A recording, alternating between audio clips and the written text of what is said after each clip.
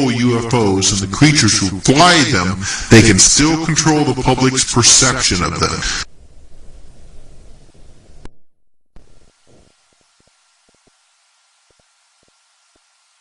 The frightening truth is that no one really knows the true natures of UFOs and the beings who pilot them.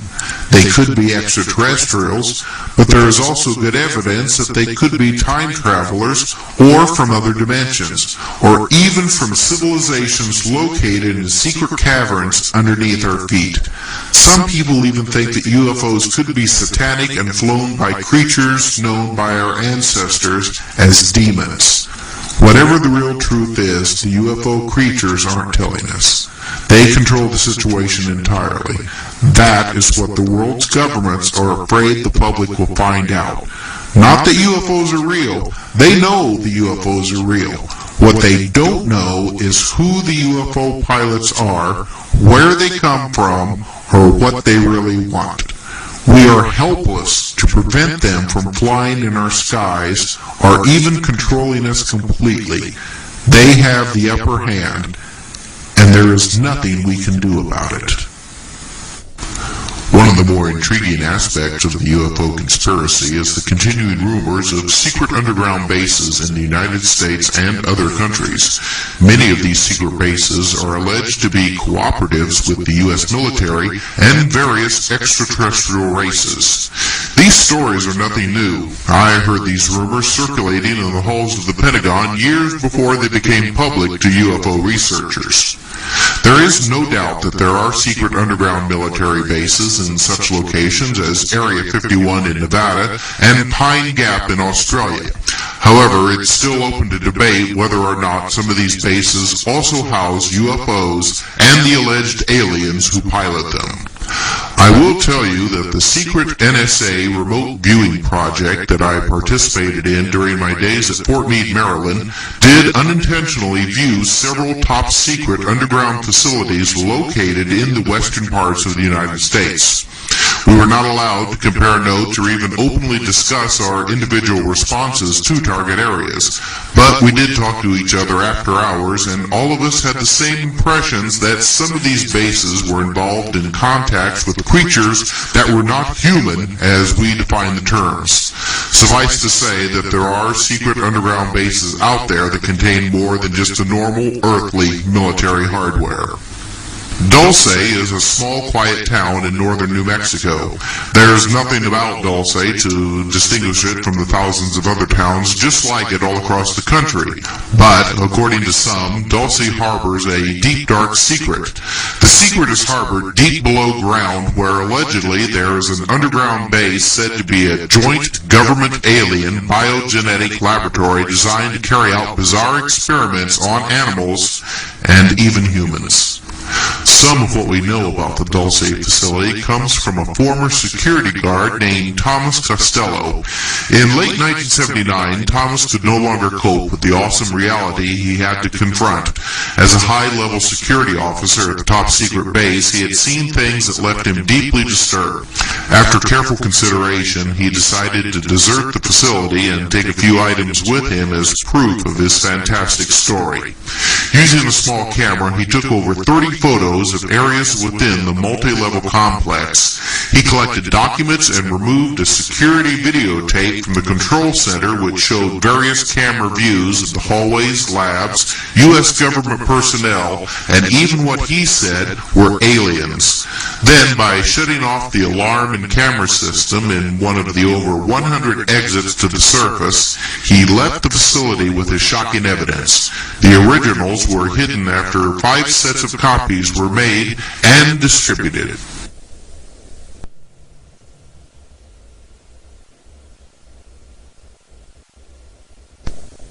Apparent to him that his family was going to be used in biological experiments and were not going to be returned unharmed. At that point, he decided to disappear.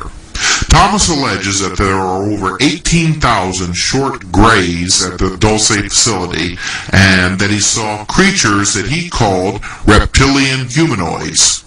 The multi-level facility at Dulce is reported to have a central hub which is controlled by base security. The security level goes up as one descends to lower levels. Thomas had an Ultra 7 clearance. He knew of 7 sub-levels, but there may have been more. Most of the aliens supposedly were on levels 5, 6, and 7, with alien housing on level 5. The only sign in English was over the tube shuttle station hallway, which read, "To Los Alamos." Connections go from Dulce to the Page, Arizona facility, then onto an underground base below Area 51. Tube shuttles go to and from Dulce to facilities all over the western United States. There appears to be a vast network of tube shuttles connections under the United States which extends into a global system of tunnels and sub-cities. At the Dulce base, most signs on doors and hallways are in the alien symbol language and a universal symbol system understood by humans and aliens. Thomas stated that after the second level, everyone is weighed in the nude, then given a uniform. The weight of the person is put on a computer ID card each day. A change in weight of over 3 pounds requires a physical exam and x-ray. All elevators are controlled magnetically. There are no elevator cables. The magnetic system is inside the walls of the elevator shaft. There are no normal electrical controls. Everything is controlled by advanced magnetics, including lighting. Level 1 contains the garage for street maintenance. Level 2 contains the garage for trains, shuttles, tunnel boring machines, and disk maintenance. The studies on Level 4 include human aura research, as well as all aspects of telepathy, hypnosis, and dreams. Thomas says that they know how to separate the bioplasmic body from the physical body to place an alien entity life force matrix within a human body after removing the soul life force matrix of the human. Level 6 is privately called Nightmare Hall. It holds the genetic labs where experiments are done on fish, seals, birds, and mice that are vastly altered from their original form. There are multi-armed and multi-legged humans and several cages and vats of humanoid, bat-like creatures as tall as 7 feet. The aliens have taught the humans a lot about genetics, things both useful and dangerous. The gray and reptoid species are highly analytical and technologically oriented. They have had ancient conflicts with the Nordic humans and other space societies and may be staging here for a future conflict.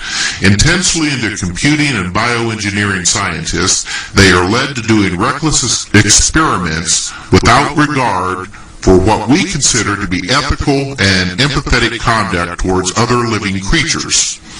It was when Thomas encountered humans in cages on level 7 of the Dulce facility that things finally reached a climax for him. Row after row of thousands of humans, human mixture remains, and embryos of humanoids were kept in cold storage. He says he frequently encountered humans in cages, usually dazed or drugged, but sometimes they cried and begged for help. The workers were told that these people were hopelessly insane and involved in high-risk drug tests to cure insanity. Yet more testimony to the reality of underground alien bases came from a man named Phil Schneider, an engineer who claimed to have discovered an alien base accidentally. Schneider is said to have committed suicide, but his ex-wife says that his death was suspicious and that he was found with a rubber catheter hose wrapped around his neck and tied in the back, evidence that she says points to murder. Schneider claimed that back in 1954, under the Eisenhower administration, the federal government decided to circumvent the Constitution of the United States and form a treaty with alien entities. It was called the 1954 Granada Treaty, which basically made the agreement that the aliens involved could take some cows now and then and also test their implanting techniques on a few select human beings. But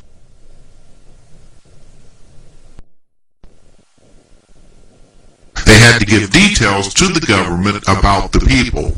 In return, the United States would get alien technology that would help them defeat the Russians.